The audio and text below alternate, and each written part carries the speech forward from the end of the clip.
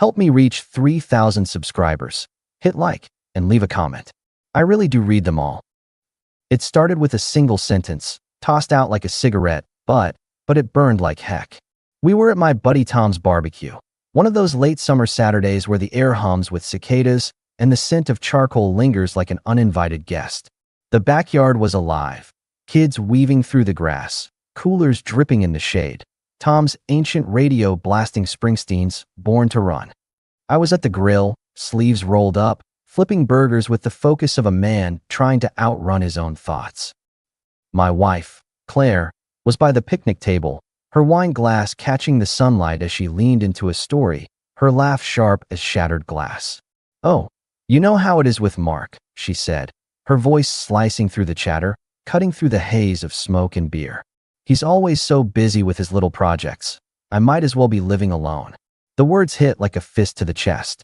The group around her, Tom's wife, Jen, a couple of neighbors, some college buddies, froze, their smiles tightening like stretched rubber. Someone coughed. A beer can hissed open, too loud in the sudden hush. I kept my eyes on the grill, spatula steady, pressing a patty until it sizzled. My jaw tightened, but I didn't look up. I'd heard her jabs before, the little digs about my work, my hobbies, the way I never have time for her. But airing it here, in front of people who'd known me since we were sneaking beers in dorm rooms, that was a new kind of low. Tom, leaning against the deck railing, caught my eye, his brow furrowing like he was gauging whether to step in. Jen shot him a look, a quick shake of her head, like she was saying, "Let it go." I forced a grin, loud enough for everyone to hear. "Yeah, Claire, guess I'm the worst roommate you ever had." A few guys chuckled, nervous, but it wasn't funny. It was a warning shot, a line in the sand. Claire didn't notice, just waved her hand like swatting a mosquito and kept talking, her voice melting back into the crowd's hum. I flipped another burger, the grease popping like my patience. Driving home, the silence in the car was heavier than the August heat. Claire stared out the passenger window, her fingers tapping her phone, the glow casting her face in harsh angles. I kept replaying her words, the way her lips curled when she said little projects, like my life was a hobby she barely tolerated. I thought about the years we'd spent building something, her marketing career, my auto shop, the house we'd scraped together to buy. Marriage gets rough sometimes, I told myself. You grit your teeth, wait it out. But that line at the barbecue? It wasn't a jab. It was a crack in the foundation, and I was starting to see how deep it ran. If I'd known what she'd pull next, I would have started packing her bags that night. 5 years ago, we were different. I still remember the night we moved into our house, a fixer-upper on the edge of town with creaky floors and a backyard that smelled like pine and possibility. Claire was barefoot, her hair in a messy bun, laughing as we wrestled a thrift store couch through the front door, its faded plaid snagging on the frame. "Mark, you're gonna break your back," she teased, hands on her hips, but her eyes were warm, glowing like the string lights we'd hung in the living room. We collapsed on that couch until 2 a.m., sharing a bottle of cheap red wine, the kind that stains your teeth and makes you bold. The air smelled of sawdust and fresh paint, and we talked about what we'd do with the place, sage green walls, a vegetable garden, maybe a mutt from the shelter. She leaned her head on my shoulder, her fingers laced through mine, her skin soft against my calluses. "This is it, Mark," she said, her voice soft but sure. "This is our start." I believed her. Heck, I believed in us. Back then, her laugh didn't have an edge, and her words didn't cut. Back then, I thought we'd be unstoppable. But that was before her late nights at work, before the snide comments, before she started looking at me like I was a piece of furniture she regretted buying. I held on to that memory, the couch, the wine, her laugh, because it was proof we'd been good once. But looking back, that was my first mistake, clinging to a past that was already fading. The week after the barbecue, our house turned colder than a January morning. Claire started coming home later, her heels clicking against the hardwood like a metronome, counting down to something I couldn't name. She'd mutter about a client dinner or a meeting that ran long, then collapse on the couch, her phone glowing in her hands, her thumb scrolling like it was keeping her afloat. I tried to catch her eye, say something normal, but it was like talking to a shadow. One night, I was in the kitchen, chopping onions for chili, the sharp sting making my eyes water. The radio hummed low, Some country song about heartbreak I didn't bother to switch off. Claire breezed in, her blazer slung over her arm, her phone already out, her face lit by its cold light. I tried to keep it light, like always. Hey, you want some of this when it's done? Got that spicy recipe you used to rave about.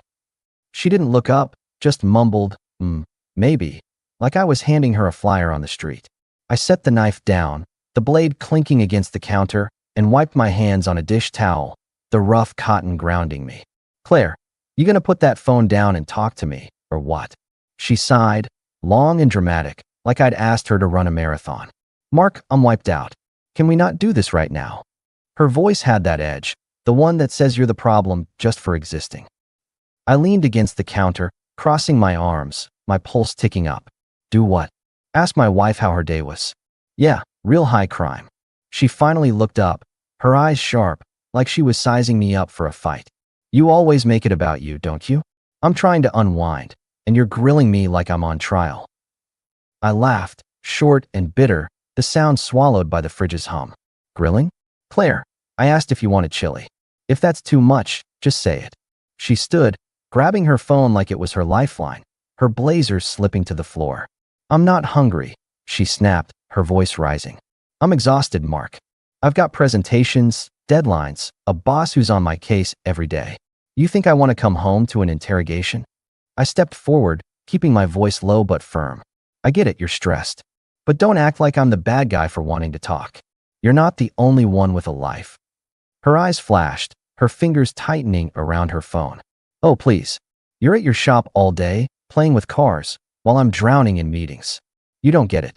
She turned, her heels clicking as she headed for the stairs. I'm going to bed. I called after her, my voice sharper than I meant. You know, Claire, I'm not your doormat. You want to shut me out? That's your call. But don't expect me to keep knocking. She didn't stop, didn't turn, just disappeared upstairs, leaving her blazer crumpled by the door like a discarded promise. I stood there, staring at the onions, the knife still in my hand, the smell burning my nose. That's when I made my first move. I wasn't going to keep playing this game where I'm begging for scraps of her attention. The next morning, I broke our routine. We used to have coffee together, a ritual from the early days, sitting at the kitchen table, her reading the news on her tablet, me skimming the sports section, the smell of roasted beans filling the air. Not anymore. I got up at dawn, made my coffee, the pot hissing like it was in on the plan, and was out the door before her alarm. I left a note on the counter, scrawled on a post-it. Coffee's in the pot. I'm out. No explanation, no apologies. If she wanted to freeze me out, I wasn't going to sit there trying to warm her up. When I got home that night, she was on the couch, same as always, her phone casting a pale glow on her face. The coffee pot was untouched, the post-it crumpled on the counter like she'd read it and dismissed it. She glanced at me, her eyes narrowing like she was waiting for me to bring it up. I didn't. I grabbed a beer from the fridge, its cold bite steadying me, and sat at the kitchen table, scrolling through work emails. Jen had texted earlier, asking if I was okay after the barbecue. I didn't reply. Two can play the silent game, Claire. The auto shop was my sanctuary, always had been. It's a small place off the highway, with a neon sign that flickers when it rains and a concrete floor stained with years of oil and grit. I'd built it from nothing, starting with one bay and a toolbox I got from my dad. Now, it's 3 bays, a crew of 4, and a reputation for fixing what others can't. That morning, after leaving Claire with her untouched coffee, I threw myself into work. Not for the money, but for the noise, the clank of wrenches, the hum of the lift, the smell of grease and metal that reminded me who I was. Javier, my lead mechanic, was under a '98 Mustang, muttering in Spanish as he wrestled a stubborn bolt. He saw me walk in, slid out on his creeper, and grinned. Boss, you look like you slept in a junkyard. Yeah, well, marriage will do that, I said, tossing my jacket on a chair, the leather creaking. What's the deal with this one? Blown gasket, cheap client, same old story, Javier said, wiping his hands on a rag. You jumping in? I grabbed a wrench and slid under the car with him, the cool concrete against my back, the work pulling me out of my head. Claire's voice from the barbecue kept looping, that living alone line like a bad radio jingle. I tightened a bolt, the metal groaning, and focused on the task. Later, in the break room, we ate subs from the deli across the street, the smell of onions and vinegar mixing with motor oil. Javier leaned back in his chair, cracking open a soda. You're quieter than usual, man. Trouble at home. I took a bite, chewed slow, and shrugged. Claire's been on one. Thinks my life's a punchline. Javier raised an eyebrow, his grin fading. She always seemed high maintenance. No offense. None taken, I said, cracking a smile. She's been turning it up, public jabs, cold shoulder at home. I'm about done. He nodded, taking a sip of his soda. You remember my ex, Sophia? Used to pull that stuff. Always making me feel small, like I wasn't enough. I stuck it out too long, thinking it'd get better. It didn't. Yeah, I said, leaning forward, my sub forgotten. What did you do? Kicked her out, he said, matter of fact. Took a while, but I figured out I deserved better. You do too, boss. This place. He gestured at the shop, the tools, the cars. This is you. She don't get that. That's her loss. I didn't say much, but his words stuck. The shop was mine, my work, my sweat, my name on the sign. Claire could mock my little projects, but here, I was solid. Respected. Later, as we cleaned up, Javier clapped me on the shoulder. Whatever you do, Mark, don't let her drag you down. You're too good for that noise. I nodded, the weight of his words settling in. I wasn't going to let Claire take this from me. A couple weeks later, we were at the Wilsons for dinner. They're our neighbors, mid-50s, the kind who keep their lawn perfect and always have a story about their golden retriever, Max, who was snoring under the table. I wasn't thrilled about going. Claire's sarcasm had been relentless, little needles every time we spoke, but I figured we could fake it for a night. Big mistake. The Wilsons' dining room smelled like roasted garlic and candle wax. The table set with mismatched plates and a centerpiece of daisies Karen probably clipped from her garden. We were passing around a bowl of mashed potatoes, steam curling up, when Claire started in. She was telling a story about a work event, her hands waving, her laugh filling the room like it used to when we were good. Then she turned to me, her eyes glinting with something sharp. Of course, Mark wouldn't know. He's too busy tinkering in the garage to care about my job. The table went silent. Karen's fork froze halfway to her mouth, her eyebrow arching like a question mark. Greg shot me a glance, his jaw tightening like he was bracing for impact. I set my glass down, the clink loud in the quiet, and leaned back in my chair. Funny, I said, my voice low but steady. Last I checked, my garage projects keep the bills paid. What's your excuse for forgetting our anniversary last month? Claire's smile cracked, her laugh forced and brittle. Oh, come on, Mark, it was one day. You're so sensitive. Sensitive, I said, raising an eyebrow, my fork resting on my plate. Nah, just got a good memory. Unlike some people. Karen cleared her throat, setting her fork down with a soft clink. Well, now, she said, her voice careful, like she was navigating a minefield. I'm sure you two are just going through a rough patch. Marriage takes work, doesn't it, Greg? Greg nodded, his eyes on his steak. Sure does, he said, his tone neutral, but his glance at me saying he'd heard enough. But, communication's key, right? Claire laughed, too loud, trying to steer it back. Exactly. If only Mark could communicate without turning everything into a fight. Her voice was light, but her eyes were daggers. I took a slow bite of potatoes, letting the silence speak for me. Karen fidgeted with her napkin, her smile strained. Maybe we should talk about something else, she said, her voice bright but brittle. Did I tell you Max got into the neighbor's trash again? The rest of the dinner limped along, the air thick with unspoken words. On the drive home, Claire was a storm cloud in the passenger seat. You embarrassed me back there, she snapped, her arms crossed, staring out at the passing streetlights. I gripped the wheel, my knuckles white. You started it, Claire. Don't dish it out if you can't take it. You're unbelievable, she said, her voice low and venomous. You always have to make me look bad. I pulled into the driveway, killed the engine, and turned to her. You don't need my help for that, I said, my voice cold but calm. You're doing fine on your own. That night, I made another move. I stopped sharing my schedule. No more, I'll be home by 6, or I'm grabbing a beer with Tom. If she wanted to know where I was, she could ask. She didn't. I started picking up extra hours at the shop, the hum of the lift and the smell of oil better than the silence at home. Claire wanted to play the I'm alone card. Let's see how she liked the real thing. I wasn't the only one pulling away. Claire was drowning in her own world, though she'd never admit it. One evening, I came home early, expecting her on the couch, phone in hand. Instead, she was at the kitchen table, papers scattered like a storm's aftermath, her laptop open to a spreadsheet bleeding red. She didn't hear me come in, her head in her hands, fingers tangled in her hair. For a second, I saw the old Claire, the one who'd stay up late with me, planning our future, her eyes bright with ambition. "You okay?" I asked, leaning against the doorway, my keys jangling in my hand. She startled, slamming her laptop shut, her eyes red like she'd been crying or fighting it. "Good grief, Mark, don't sneak up on me." "Didn't sneak," I said, keeping my tone neutral, stepping into the kitchen. "What's all this?" She swept the papers into a pile, her movements quick, defensive. "Work stuff. You wouldn't get it." I leaned against the counter, crossing my arms. "Try me." She sighed, her shoulders slumping, her voice low. "It's the new campaign. The client's a nightmare, and my boss is on my back every day. If I don't nail this, I'm done." She looked at me, really looked, and for a moment, I thought she might let me in. "I'm barely sleeping, Mark. I'm in over my head." I nodded, softening just a fraction. "Sounds rough. You want to talk it out? Maybe I can't fix it, but I can listen." Her face hardened, the moment gone. "What's the point? You're always at the shop, playing with your cars. You don't get what I'm dealing with." She grabbed her laptop, her movements sharp. "I'm fine. I'll handle it."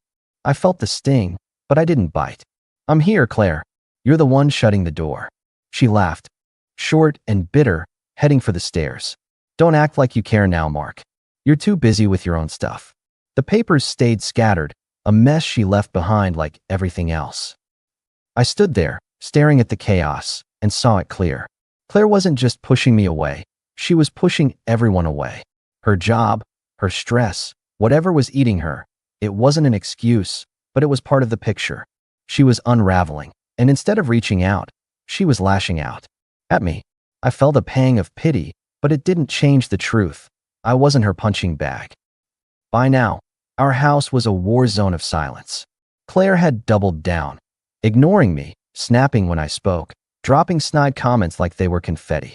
One Saturday, I was in the living room, the TV droning a football game I wasn't watching, when she stormed in, arms crossed, standing in front of the screen like a judge delivering a verdict. "We need to talk," she said, her voice clipped, her eyes blazing like she'd been rehearsing this all day. I muted the TV, the silence heavy as a storm cloud. "Go ahead. Talk." She launched into it, her words sharp and practiced. "I'm tired of this, Mark. You're never around, you don't care about what I'm going through, and I'm basically doing everything myself. I need you to step up, or this isn't going to work." I stared at her, letting her words settle like dust. "Step up," I said, leaning forward, elbows on my knees. "You mean like paying the mortgage, fixing your car, cooking meals you don't even touch? That kind of stepping up?" She rolled her eyes, like I was a kid missing the point. "You're twisting this. I'm talking about emotional support. You're checked out. You don't even try to connect with me." I stood, meeting her eye to eye, my voice steady but hard. "Connect? Claire, you've been treating me like a tenant for months. You snap at me, mock me in front of our friends, and now you're giving me an ultimatum? What's next? A PowerPoint on how I'm failing you?" Her face tightened, her arms crossing tighter. "If you don't like it, figure out what you're doing wrong. I'm not the one pulling away." I laughed, not because it was funny, but because it was absurd. "Pulling away? You've been pushing me out the door since the barbecue. You want to play victim? Fine, but don't expect me to play along." She stepped closer, her voice rising, desperate now. "You think you're perfect? You're always at the shop, leaving me to deal with everything, bills, errands, my job falling apart. I'm drowning, Mark, and you're just gone." I didn't flinch. "You're drowning because you're choosing to. I've been here, Claire, trying to talk, trying to fix this. You're the one who keeps shutting me out. I'm done begging." Her eyes widened, like she hadn't expected that. "So what, you're just giving up? After everything?" "Everything," I said, stepping past her, grabbing my keys. "You mean the months of you treating me like trash?" "Yeah, I'm done with that." I headed for the door, my jacket slung over my shoulder. "I'm done catching." I drove to Tom's, the road a blur under the headlights. He was in his garage, tinkering with an old Harley, the air thick with oil and metal. He took one look at me, handed me a beer, and said, "Claire again?" "Yup," I said, cracking the can open, the cold fizz grounding me. "She's got a new script now. Says I'm not emotionally available." Tom snorted, wiping grease off his hands. "Sounds like she's reading a self-help book." "You talked to her?" "Tried," I said, leaning against the workbench, the tools clinking as I shifted. "She's not interested in talking. She's interested in winning." Tom set his wrench down, his eyes narrowing. "Man, I saw this coming at the barbecue. Jen's been worried about you too. Said Claire's been off for a while, but you don't deserve that kind of jab in front of everybody." "Yeah, well, she's doubled down since then," I said, taking a swig. Tonight was an ultimatum. Step up or it's over. Tom raised an eyebrow, leaning back against the bike. "And what did you say?" "Told her I'm done playing her game," I said. "She's been pushing me away for months. I'm not chasing her anymore." He nodded, slow, like he was weighing it. "Good. You're too solid for that nonsense. But you sure about this?" Walking away's a big step. I looked at the beer can, the condensation cold against my palm. "I'm not walking away. I'm standing up. There's a difference." Tom clapped me on the shoulder, his grin crooked. "That's my boy. Change the board, man. She don't get to call the shots." That night, I took another step. I canceled our joint credit card. Not out of spite, but because I was done letting her spend my money while treating me like garbage. I set up a new account, transferred my direct deposits, and locked it down. When she noticed a few days later, tried to use the card at some boutique, and it got declined. She texted me, all caps, "What did you do to the card?" I texted back, "It's my card. You want to spend? Use your own money." Then I turned off my phone. She could stew. I wasn't her bank anymore. The final straw came at Mike's birthday party, a big bash at a downtown bar with sticky floors and neon lights buzzing like flies. Claire had been on edge all week, probably because I'd been pulling back. Less talking, fewer favors, no more chasing her approval. She didn't like it, but instead of talking, she went nuclear. We were at a high-top table, surrounded by my buddies and their wives, the air thick with the smell of cheap beer and fried food. Claire was on her third glass of wine, her laugh too loud, her gestures too big, like she was performing for a crowd. Sarah, Mike's wife, leaned across the table, her earrings glinting in the dim light. "So how are you two doing? Been a while since we caught up." Before I could answer, Claire jumped in, her voice dripping with sarcasm. "Oh, we're great. I mean, I have a husband, technically, but it's like I'm single most of the time." The table went dead silent. Sarah's eyes widened, darting to me. Mike let out a low whistle, his beer halfway to his mouth. Another friend, Dave, shifted in his seat, his wife nudging him like she was warning him to stay out of it. I set my bottle down, the glass cold against my palm, and leaned forward. "That's funny, Claire," I said, my voice calm but sharp as a blade. "Because from where I'm sitting, you've been acting like you're single for months." Her face flushed, but she tried to laugh it off, her voice brittle. "Oh, come on, Mark, it's a joke. Lighten up." Sarah coughed, setting her drink down. "Okay, wow," she said, her voice light but uneasy. "Maybe we should stick to birthday talk." Mike nodded, his eyes on me. "Yeah, let's not ruin the vibe. Mark, you want another beer?" I stood, my chair scraping against the floor. "No, Claire, you don't get to do that anymore. You want to be single? As of right now, you are." I grabbed my jacket, the leather creaking in my hand, and walked out, the bar's noise fading behind me. Claire's stunned face burned into my mind. Sarah called after me, her voice soft but urgent. "Mark, wait." But I kept going, the cool night air hitting my face as I stepped outside. I got home, the house dark except for the porch light flickering like it was on its last legs. I went to the bedroom, pulled out 2 suitcases, and started packing her stuff. Not in a rage, just methodical, clothes folded, shoes lined up, her laptop and makeup bag on top. I didn't touch anything that was ours, just her personal things. By the time she got home, 2 hours later, the suitcases were by the door, neat as a verdict. She walked in, saw them, and froze, her purse slipping from her shoulder. "What is this?" she asked, her voice trembling, caught between anger and fear. "Your stuff," I said, leaning against the kitchen counter, a glass of water in my hand, the ice clinking softly. You're free now. No more pretending. She laughed, nervous, like she thought I was bluffing. Mark, come on. It was a joke. You're blowing this out of proportion. I set the glass down, the sound sharp in the quiet. A joke? No, Claire. A joke's funny. What you've been doing is tearing this apart. Bit by bit, for months. I'm done. She stepped closer, her hands waving, her voice rising. I didn't mean it like that. I was venting, okay? I'm stressed. Work's been crazy, you know that. You can't just end this over one dumb comment. You think this is about one comment? I said, my voice steady but cold. This is about months of you humiliating me, ignoring me, acting like I'm nothing.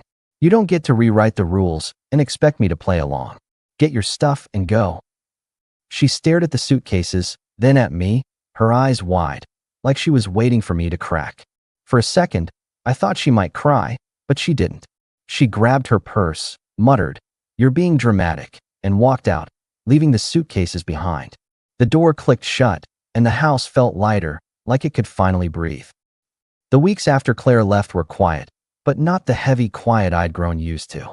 This was different, empty, but clean, like the air after a storm.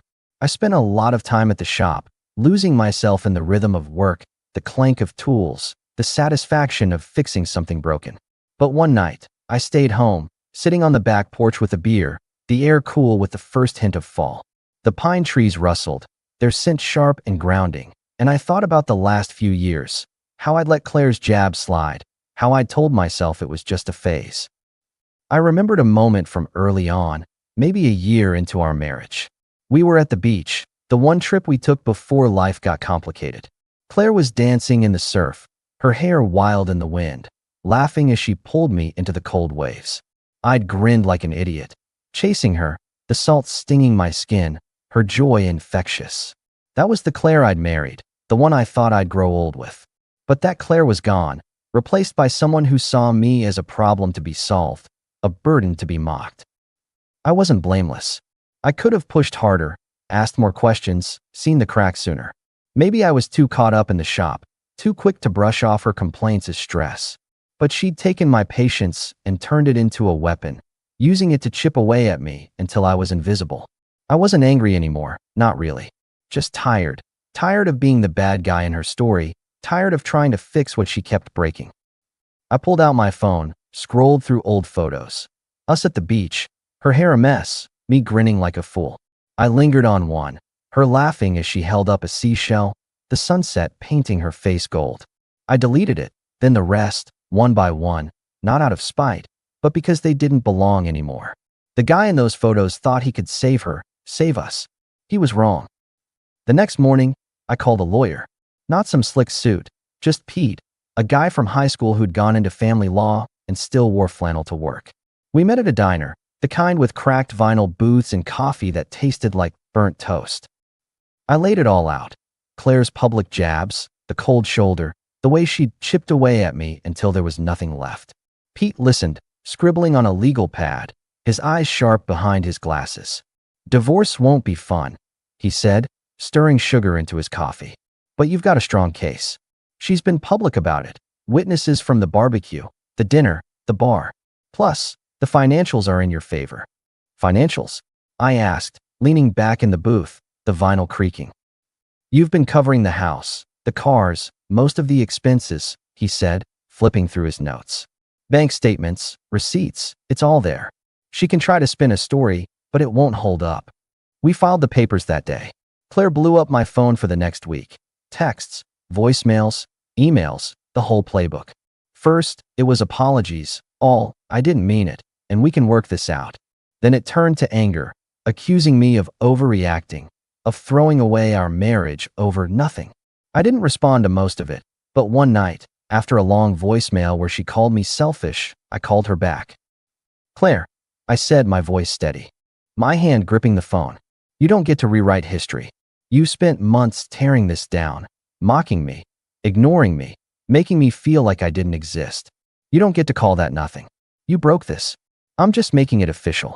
She tried to interrupt, her voice rising, frantic. "Mark, you can't do this. We can fix it. I'll do better, I swear. Don't call again. I said, cutting her off. We're done. I hung up, blocked her number, and poured myself a whiskey, the burn steadying me. The divorce went smoother than I expected. Claire tried to play the "he abandoned me" card in court, but Pete had receipts, years of bank statements, witnesses from the barbecue, the dinner, the bar. The judge, a tired-looking woman with glasses perched on her nose, didn't buy Claire's story. The house, the cars, the savings, all stayed with me. She got her clothes, a few $1,000 from our joint account, and a one-way ticket to her parents' place in Ohio. Last I heard, she was crashing on their couch, telling anyone who'd listen I was the villain. It's been a year since the divorce. I sold the old house, too big for one person, too full of ghosts. I bought a smaller place closer to the shop, a brick bungalow with a porch that catches the morning sun. It's quiet here, the good kind of quiet. No tension, no waiting for the next jab. The shop's thriving. We just took on a new client, a guy restoring a '67 Camaro, and Javier's already betting he can get it done in a month. I met someone new a few months ago, Lisa, a high school teacher with a laugh that cuts through the noise in my head. She's not perfect, but she listens when I talk, and she doesn't keep score. Last weekend, we went hiking, her boots kicking up dust on the trail, her hand brushing mine as we watched the sunset paint the sky orange. She respects me, and I respect her. That's enough. I don't think about Claire much anymore. When I do, it's not anger or sadness, just a fact, like an old scar you notice in the mirror. She thought she could control the game, but I changed the rules. And I'm not sorry. If you made it this far, that means the story spoke to you. Please consider subscribing, leaving a like, and sharing your thoughts in the comments. It really means a lot to me, more than you know. These stories take time to write,